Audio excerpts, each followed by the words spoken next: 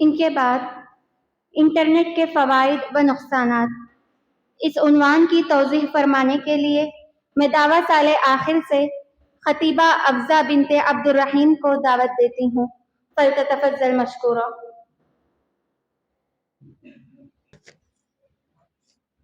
السلام علیکم ورحمۃ اللہ وبرکاتہ۔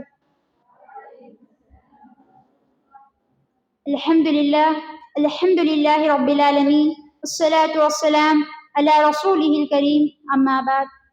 قال اللہ تعالی فی القرآن المجید والفرقان الحمید، اعوذ باللہ من الشیطان الرجیم، بسم اللہ الرحمن الرحیم، قد افلح من زکاها وقد خاب من دساها۔ صدر محفل، مشفق معلمین اور معلمات اور عزیز سامعین و سامعات، آج اس پر رونق محفل میں میری تقریر کا عنوان ہے انٹرنیٹ کے فوائد اور نقصانات۔ موجودہ دور ترقی یافتہ دور ہے۔ دور ترقی نے انسانوں کو ستاروں سے بھی آگے جہاں ہے کہ راہ روشن کر دی ہے۔ اس دنیا فانی میں اللہ کی بے شمار نشانیاں اور آثار موجود ہیں، اور وہ ظاہر بھی ہو رہی ہیں اور ہوتی رہیں گی۔ دنیا اس وقت ترقی کے دور سے گزر رہی ہے۔ آئے دن ٹیکنالوجی میں اضافہ ہوتا جا رہا ہے، مختلف قسم کے ایجادات وجود میں آ رہے ہیں، لیکن میڈیا کے وجود نے انسانی زندگی کو مختلف طرح اور مختلف سطح سے متاثر کیا۔ موجودہ زمانے میں سوشل میڈیا کی جو اہمیت ہے، اس سے کسی کو مجال انکار نہیں۔ میڈیا کے اثر و رسوخ کا اندازہ اس بات سے لگایا جا سکتا ہے کہ انسان رائے عامہ کو جدھر چاہے موڑ سکتا ہے، سچ کو جھوٹ اور جھوٹ کو سچ بنا کر لوگوں کے سامنے پیش کر سکتا ہے۔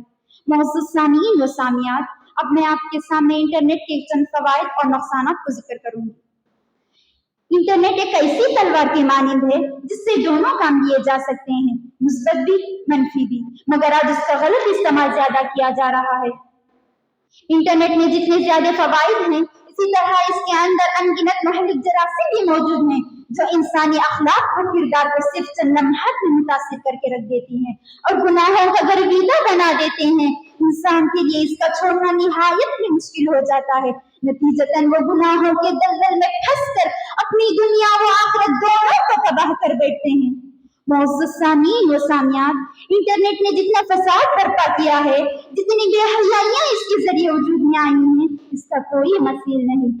آج نوجوانوں کا ایک بہت بڑا طبقہ اپنے وقت کا اکثر حصہ چیٹنگ میں گزارتے ہیں۔ اس میں وقت کا ضیاع ایک قابل مذمت پہلو ہے۔ حالانکہ جوانی انسانی زندگی کا انمول اور حسین مرحلہ ہوتا ہے جس میں کی گئی عبادت اللہ کو بہت پسند ہے، جیسا کہ صحیح مسلم کی حدیث ہے کہ نبی کریم صلی اللہ علیہ وسلم نے فرمایا، 7 افراد عرش الہی کے نیچے ہوں گے، ان میں کا ایک شاب نشأ فی عبادت اللہ، ایک ایسا نوجوان جو اپنی جوانی اللہ کی عبادت میں گزارا ہو۔ معزز سامعین و سامعات، آج انٹرنیٹ کے ذریعے ہونے والی فرینڈ شپ نے کتنے گھر اجاڑے ہیں۔ سوشل ایپس کی دوستی نے لڑکے اور لڑکیوں کی سوچ میں اس قدر تبدیلی پیدا کر دی ہے کہ وہ اخلاق رذیلہ اور گناہوں کی دلدل میں اترنے کو فخر محسوس کرنے لگی ہیں۔ آج نوجوانوں کا ایک بہت بڑا طبقہ انسٹا ریلز کے نام پر، فنی ویڈیوز کے نام پر یوٹیوب پر ایسے ویڈیوز آ رہے ہیں جنہیں خصوصاً مسلم نوجوان دیکھ کر اپنی جوانی برباد کر رہے ہیں۔ نہ عبادت کا خیال ہوتا ہے نہ نماز کا۔ شاید کہ ان بزدل نوجوانوں تک اللہ کا یہ اعلان نہیں پہنچا، اِنَّ بَطْشَ رَبِّكَ لَشَدِيدٌ، یقیناً تیرے رب کی پکڑ بہت سخت ہے۔ افسوس صد افسوس، آج ہم کھانا کھاتے ہیں، ہمارے بائیں ہاتھ میں موبائل ہوتا ہے، ہم اپنے ساتھیوں سے بیٹھ کر گفتگو کرتے ہیں، اس وقت بھی یہ موبائل ہمارے ہاتھ میں ہوتا ہے، ہم اپنے والدین سے بات کرتے ہیں جن کا احترام ہم پر واجب ہے، اس وقت بھی یہ موبائل ہمارے ہاتھ میں ہوتا ہے، حتیٰ کہ ان موبائلوں کی وجہ سے اولاد والدین کی محبت و الفت سے محروم ہو چکی ہے۔ معزز سامعین و سامعات، موبائل میں انٹرنیٹ وغیرہ داخل ہونے سے قبل اس کا اس قدر اہتمام نہیں کیا جاتا تھا جتنا کہ اس کے بعد کیا جا رہا ہے۔ آج ہماری یہ حالت ہو چکی ہے کہ تھوڑی دیر کے لیے موبائل کو ہٹا دیا جائے تو ہمارے دل بے چین ہو جاتے ہیں، کاش یہ طرف قرآن اور نماز کے لیے ہوتی۔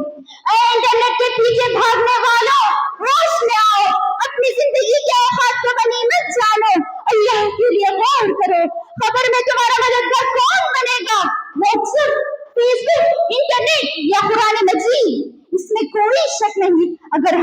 اسلام کا صحیح حق ادا کیا ہو تو وہ ضرور ہمارا مددگار بنے گا۔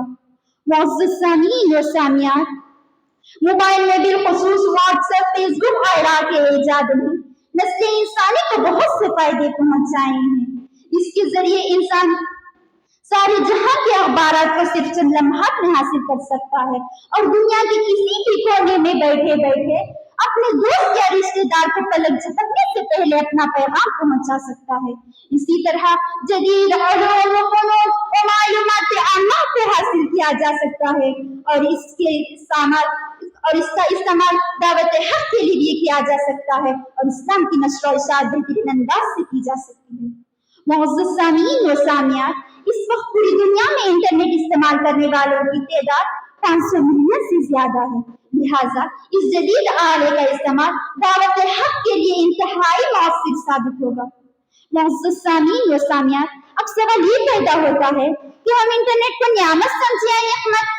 اگر ہم اس کا استعمال بھلائی کے کاموں میں جیسے دعوت تبلیغ وغیرہ کے لیے استعمال کریں تو پھر یہ نعمت ہی نعمت ہے۔